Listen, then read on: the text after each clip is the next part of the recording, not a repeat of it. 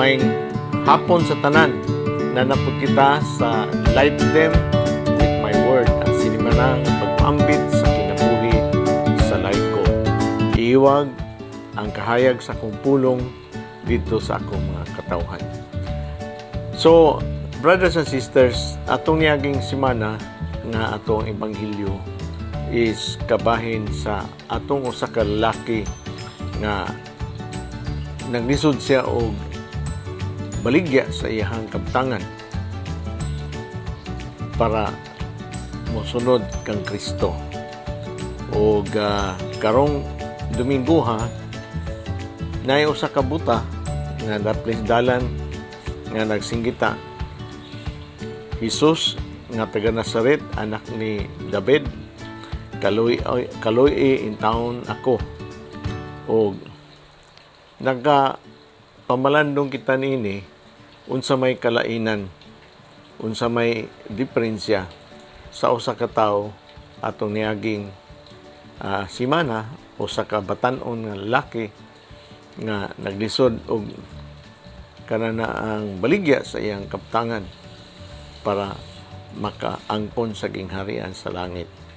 Og usa ka buta nga naghangyo kang Hesus nga ipabalik ang iyang kanana ang pagkakita human siya na buta. Mga yun siya nga ipabalik og usab ang akong pagkakita kay ako buta. So brothers and sisters, moadto kita sa ebanghelyo. Ang atong ebanghelyo kinutlo gikan kang San Marcos kapitulo 10 bersikulo 46 hangtod sa 52.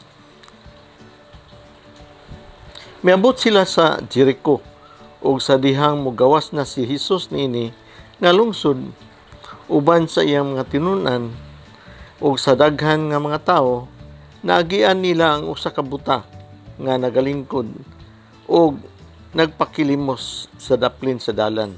Siya si Bartimeo nga anak ni Timeos, no? So padayon sila og panaw gikan sa kanana ang Galilea paingon sa Jerusalem og agi sa Jericho kay kanana ang naibawan na nato nga kinahanglan siya mo balik sa Jerusalem kay tungod si Juan the Baptist gipatay man. O daghan mga katawhan niya gasunod sukad pa sa pagikan niya sa kananang Galilea. O kinini ang talan-awon karon makita nimo nga kanana ang katong mga makilimos pareha ini usa ka buta si Bartimeus na daplin sa dalan. Unang naragod ang kagubot sa mga tawo nga nagsunod kang Hesus. Ang uban nas unahan, ang uban nagpalibot kaniya, ang uban nagsunod. Unang naragod sa ka grabe kadagan sa tawo. Kay sa una kaning dalan mo man gyud standbayan sa katong mga tawo nga pareha sa kang Bartimeus nga buta. O katong mga tawo nga way mga trabaho, nagulat nga anhaan sila diha para ipatrabaho. Ug uban pa nga mga tawo nga dili mayo nga mga membro sa katilingban nga kanana ang naara diha ka standbaya nga mga katawhan. Usa ni si Bartimeus, no? So naagian nila ug si Bartimeus sama sa kanana ang ato nang nakita diri sa ebanghelyo. Nadunggan siya ni Jesus nga taga Nazaret, no? Nadunggan siya ni Jesus kay mao may yang gisyagit. Jesus kaliwat ni David, kaluy in taon ako. Ngani ibadlong siya sa mga tao aron mohilom kay saba magi siya kayo. Anay nga gibadlong siya ning samot na nun ang iyang pagsyagit, no? Grabe na nun kakusog sa iyang pagsyagit. Kaliwat ni David, kaluy in taon ako. So, nihunong si Jesus. Nahunaragod si Jesus nihunong. Imposible yung kayo nga nabatian niya, no, kagubot sa tao. But nihiyong hunong si Jesus, iyag yun nabatian. Nabatian niya sa usa ka tawo nga nagsinggita, makusog kayo. Bisan sa makusog, tungkol sa kadaghan sa tao, dili yun ta niya madunggan, but nadunggan niya ang pagtuo ni Bartimeus. O mingon siya sa mga katawhan, dad-an ninyo siya dinhi kanako. Busa gitawag nila ang buta ug ingnan, paglipay, dali tindog kay gitawag ka ni Jesus. Dali tindog kay gitawag ka ni Jesus. So, brothers and sisters, matiyala ka, no? Nga nadungog ni Jesus. Ug iya na lang untang giadtuan dito sa daplin sa dalan. Wala niya adtuoy daplin sa dalan. Apan, gitawag niya ang mga katawhan nga adtuoy siya. Adtuoy kaning usa ka buta ug dad-ang nganhi. So, gwapo kayo nga talan-awon, gwapo kayo nga kanang gibuhat ni Jesus, no? Gitagaan niya o kanang usa ka kanang bitawng importansya ang usa ka buta. But naihang buto sabot, yung siya dad-an ninyo dinhi o kanana ang diri sa ako, no? Dad-an ninyo diri kanako. So tuod man ilang giadto ang buta og gina niya paglipay kay gipatawag ka ni Kristo, no? Paglipay tindog diha, bako diha kay gipatawag ka ni Kristo. So gwapo kayo nga panagingnan kay ang iya din buto sabot. Ang usa ka grupo sa tao, usa ka community, usa ka hugpong sa mga katawhan. Mo dala dito kang Hesus. So nadumduman nako tong upat ka tawo nga gidayungan nila ang masakiton usab gikan sa ilang komunidad, gikan sa ilang kasilinganan. Gidayungan nila dili man makasulod dito sa balay kay dito man si Hesus sa balay nanudo unsay gibuhat nila, giabrihan ang atop o ilang gihiktan o pisi ang katong ihang higdaan o gitunton nila dito sa ubos para maalinggatan ni Jesus o ihang tambalan. No, mo gyapon kani. Unsa man kato nga lihok man to sa usa ka komunidad. Mao gani diri sa ato ang community kung ang usa ka tawo nga naay ilahang balatian ug dan-on nato ug ipaayo nato sa ato ang community, dan-on nato sa simbahan, no? Dan-on nato siya ug siya mismo matambalan, no? Ngani ang santos nga Eucharistia, ang sakramento sa panag-uli, reconciliation, no? Penance, usa na kana kadako nga kanana ang pag-ayo sa ato ang masakiton. Kani gitawag gayud siya ni Jesus. Dad-an siya dinhi. Dad-on nato sa ato ang simbahan. Dad-on nato ang ato ang kanang masakiton kita komunidad atong dad-on siya dito kang Jesus, no? So dad-on nato siya kang Jesus. So brothers and sisters, gawas niya na grabe ang no kaguliyang sa kanang kasaba sa mga katawhan, no? And then ang ato ang Ginoo nakadungog gyud siya sa tingog, sa pagtuo. Kung dili man gani ang tingog, but ang pagtuo sa ato ang usa ka kanang buta, no? Buta pa gyud og makililimos pa gyud. Og iyang yung gitagaan o ganana ang importansya. Asa man ni nato makita, no? Katutuang sa Lucas Kapitulo 5, versikulo 25, hantod sa 34, kadumdum mo sa katong babae nga nag-hemorrhage, no? For 18 years, nga gusto lang makagunit sa sidsid sa kuan, na ang sa ato ang Ginoo, iyang gigunitan og nalinggatan siya og naayo, no?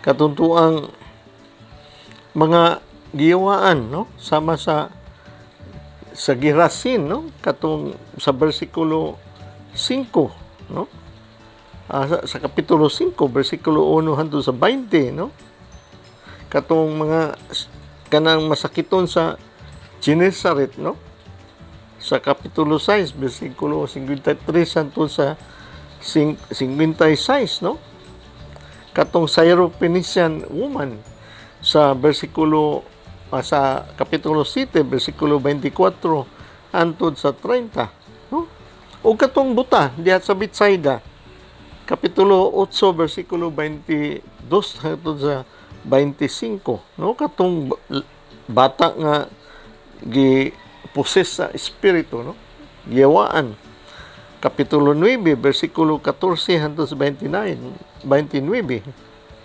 So brothers and sisters, ang ato ang Ginoo siya gyud ang mismo gahatag og kanana ang pag-ayo ini, gitagaan niya og importansya iyahang giatiman, no, pareha ini karon sa kanana ang buta nga si Bartimeus, no. So sa bersikulo 50 ingon siya, gilabay niya ang iyang kupo ug nagdali-dali siya duol kang Hesus ug miingon si Hesus kaniya, unsay imong gusto nga buhaton ko kanimo, no? Gilabay kuno niyang kupo, gilabay niya ang hood, gilabay niya ang iyang habol, gilabay niya ang kananang kupo niya nga iya man ang ibuklad diyas dalan para dito ipanghulog ang amon, no, ug sa gabi iyang himuong habol, og sa init iyang itabon siyang kaugalingon og sa kaabog. So iyang comfort, no, diha siya nagsalig kay way tao nga nag-atiman kaniya, usa lang taon kahabol ang iyang gisaligan sa iyang kaugalingon para siya mabuhi, para siya kananaang makakita sa iyang kinitaan, para siya makakaon pinagi sa mga amot, donation, abuloy. So brothers and sisters, iyang gi salikway, iyang gi biyaan kay siya moadto na siya kang Hesus o gipangutana siya ni Hesus dayon, unsa man ang gusto mong buhaton ko kanimo. So ngano pa naman taon si Hesus nga nangutana pa man siya sa usa ka buta, nganong nangutana pa man siya sa kang Bartimeus nga ninduol kaniya og nagsinggita, anak ni David, kaluy intawon ako, no? Anak din siya ni David kay si Joseph anak man ni David. Sa genealogy, sa kaliwat nila, no, kaliwat gikan kang David, no. So brothers and sisters, basin baya ang buta si Bartimeus, may siya nga, gusto ko madunahan o Ginoo, gusto ako nga makaangkon og gwapo nga balay panimalay kay nara ko daplin dalan nagpuyo, gusto ko Lord nga masapian ko kay maka-afford ako og bayad sa ako ang mga sulugoon unya para mag-atiman kanako kay buta man ko magluto sa akong pagkaon ug uban pa. So brothers and sisters, basin biya mo itubag sa buta nga si Bartimeus, gisiguro lang ni Hesus. But unsay gitubag ni Bartimeus, siya nga magtutudlo, gusto ko nga makakita pag-usab. So brothers and sisters, kanina nga buta day, dili din siya buta sa una, gusto siya makakita pag-usab, meaning nabuta din siya na ay mga hinungdan. Karon pangutanan sa atong kaugalingon, kung pangutanon ta ni Jesus karon, unsa may gusto na kong buhaton kanimo, Naman kadiri sa ako ang taliwala, naman kadiri sa ako ang tiilan, naman kadiri sa simbahan, naman ka sa imong personal prayer. Unsa may akong buhaton kanimo? Unsa may imong pangayoon kanako? Ang Ginoo hibalo na biya ug unsay ato ang estado, unsay atong problema, unsay ato ang mga kinahanglanon, unsay naa kanato nga gusto nato pangayoon. Hibalo na ang Ginoo, but iya lang yung i-confirm ug unsa ba gyud gikatagaan kitag kagawasan nga mo istorya kaniya ug unsa ba kinahanglanon o importante sa ato. No? Basin ba ang importante ni Bartimeus, dili ang pagkabutan niya, ayuhon siya nga makakita siya pag-usab, but diri iya gayud nga giistorya nga gusto siya makakita pag-usab. Mao ba pud kita? The time nga makasala ta sa Ginoo, moyon ta sa Ginoo nga, Lord, gusto ko makakita pag-usab ug unsay imong plano, unsay imong libutan ining akong kinabuhi, unsay imong katuyuan ining akong kinabuhi, unsay imong kahimutan ug katuyuan ining akong kinabuhi. Tuod man si Bartimeus mo yang gitubag, gusto ko makakita pag-usab. Basin biya ni kasala ni si Bartimeus sa una, munang nabuta siya, wala niya timan na iyang panglawas, iyang mata, uban pa, parehapon karon, daghang iyon na mga buta karon, mga buta sa fake news, mga buta sa dili maayo nga tinguha nining kinabuhian, mga buta sa mga pasalig, mga buta sa mga kanang gipang hatag kanato, gisangyaw dinhi kanato nga dili iya sa Dios, nabuta sa atong mga kasalanan kay mo atong gituhuan o gitinguha. So ang Ginoo karon niduol kita pareha ka Bartimeus, unsa may akong buhaton ko kanimo. Let us be honest, brothers and sisters, before the Lord. Sultihan nato siya, Lord, gusto ko makakita pag-usab. Gusto ko imo kong pasayloon sa akong kasalanan. Ug giingnan siya ni Jesus, lakaw. Ug imong pagtuo mo'y nakaayo kanimo, lakaw.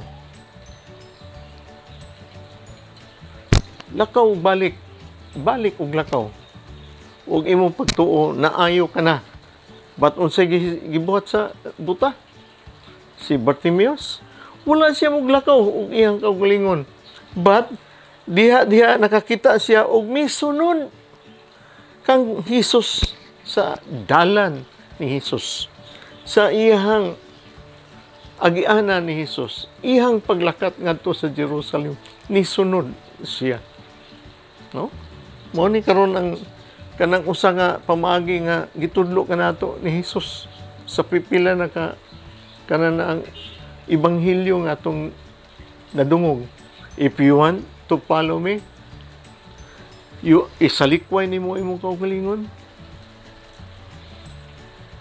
pasana imong cross ug sunod kanako. Mo ni karon, no? Gisalikway niya ang iyang kupo, iyang gilabay, iyang kupo, wala niya baliki ang iyang mga kasalanan. Gisalikway niya, ingon si Jesus, Lord, I want to follow you. Gusto ko musunod kanimo, ipakita kanako og balik. Dayon, ginan mga ni Jesus nga, lakaw na, imong pagtuo, nakaayo na nimo, lakaw na dito, naayo ka na. Ba't wala siya mulakaw iyang kaugalingon, apan ning sunod ng Kristo. So brothers and sisters, mao ni siya nga nagsunod siya kang Kristo, kay si Kristo man.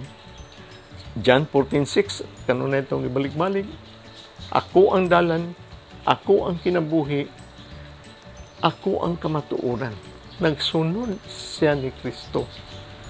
Nan, unsa may kalainan ini sa unahan pa atong istorya, unsa may kalainan sa katong kwartahan nga batan-on. No? Ang kwartahan nga batan-on nga naglisod og salikway sa iyang mga kabtangan, sa iyang kananaang bahandi niya sa iyang kaugalingon nga kinabuhi, dili man necessary bahandi or imuhang kaptangan, but ang imong kasing-kasing naglisod siya og kanana ang baligya para musunod ni Jesus. Kay nga naman, nabutahan man siya sa iyang kaugalingong bahandi. Napoison siya, nahiluan siya sa iyang kaugalingon nga mga kabtangan. Muna bitaw siya, nga nakasunod siya sa the other four, kanana ang commandments. But ang primero nga commandments, you shall love your God with all your heart, with all your mind, with all your soul. And ayaw pag kanang buhat o Diyos nga mas labaw pa kanako. Iyang gipaka Diyos ang iyang mga salapi, iyang posisyon. Kay siya buta. Sumuna ang kalainan atong niaging ibanghilyo nato og karon. Nabuta ang usa ka batan-on sa iya harapong kaugalingon nga salapi o kabtangan, na poison, na hiluan na po siya o dili niya pwede ibaligya. But kani si Bartimeus, naamguhan na niya siya nabuta, apan karon gipangutanan siya pag-usab, unsa may gusto na kong buhaton kanimo? Lord, gusto na kong magkakita.